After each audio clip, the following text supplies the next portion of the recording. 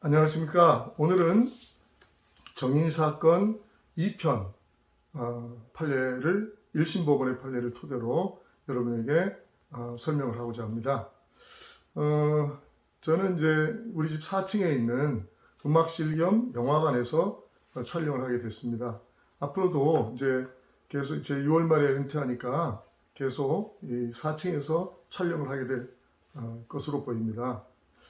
앞으로 이제 4층 음악실과 영화관이 정리가 다 되면 별도로 여러분께 또 영화관과 음악실을 선명하는 기회를 가질 수 있겠지만, 일단은 좀 정리가 안 돼가지고 일단 오늘은 이제 정인 사건에 집중해서 여러분에게 설명하겠습니다.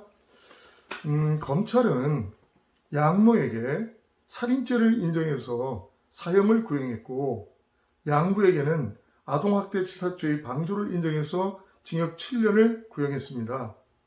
그때 검찰의 공소장에는 그 주의적 공소 사실로 살인죄가 기재되고, 그 다음에 2차적 공소 사실로는 아동학대치사죄가 기재되어 있었습니다. 그런데 양모라고 하는 이 사람은 자기가 과실로 정인이를 죽게 했다, 즉 과실치사죄를 주장한 거죠. 그런데 지난 5월 14일에 1심 법원 판결이 드디어 선고됐습니다. 그래서 1심 법원에서는 양모에게는 살인의 미필적 고의를 인정해서 무기징역을 선고했죠. 그것은 이제 제가 예상했던 대로 그대로입니다. 자, 그 1심 법원의 판결 요지를 보게 되면 16개월 아이의 복부를 강하게 밟으면 사망할 수도 있다는 것을 인식하면서도 상상할 수 없는 만행으로 정인이를 사망에 이르게 했다. 특히 1심 법원이 중점적으로 봤던 것은 췌장절단 그리고 장간막 파열을 인정한 거죠. 그러니까 췌장이나 장간막 파열이라는 것은 복부를 강하게 밟지 않는 한 그런 현상이 나타날 수 없다는 거죠. 그러면서 1심 법원의 판결은 인간의 존엄과 가치를 철저히 무시한 반인륜적인 그리고 반사회적 범죄의 극치라고 선언했습니다. 그리고 양부에게는 아동학대치사죄의 방조를 인정하고, 그래서 징역 5년을 선고하고 법정 구속을 했죠. 그때 이제 양부는 큰딸의 양육을 위해서 법정 구속만을 피해달라, 그런 아주 뻔뻔한 주장을 했지만 그게 받아들여지지 않고 바로 징역 5년을 선고하면서 동시에 법정 구속을 하게 된 겁니다.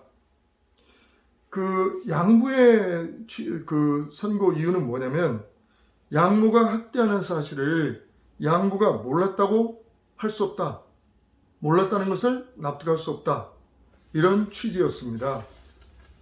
자, 여기서 이제 우리가 공부해야 될 중요한 것은 미필적 고의와 인식 있는 과실의 구별에 대한 문제입니다. 우리 대법원 판례는 일관해서 인용설을 취하고 있거든요. 그런데 그 인용설의 내용이 뭐냐면, 결여 발생의 가능성을 인식하면서 이를 승인하거나 또는 내적으로 양해한 때에는 미필적 고의를 인정한다.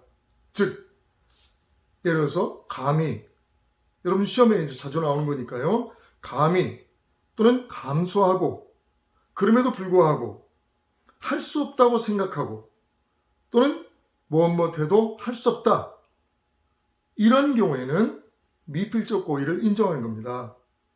반면에 법익 침해를 내적으로 거부하거나 결과의 불발생을 희망한 때에는 인식 있는 과실로 보는 거죠. 그러니까 미필적 고의는 고의고 인식 있는 과실은 과실에 불과하기 때문에 법정형이 엄청나게 큰 차이가 있습니다. 예를 들어서 살인죄의 경우에는 사형, 무기 또는 5년 이상의 그 징역이 규정되어 있지만, 과실치사의 경우에는 2년 이하의 금고에 불과합니다. 그게 우리 형법의 규정의 내용이죠. 그래서 인식 있는 과실이라는 것은 무엇이냐면, 설마 또는 자신의 실력을 믿고 괜찮을 거야. 또는 그럴 리 없다. 뭐뭇하지 않겠지.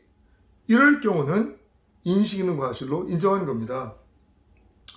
결국 결론적으로 봤을 때 이 1심 법원의 판결은 살인의 미필적 고의를 대단히 타당한 판결이라고 저는 그렇게 생각합니다.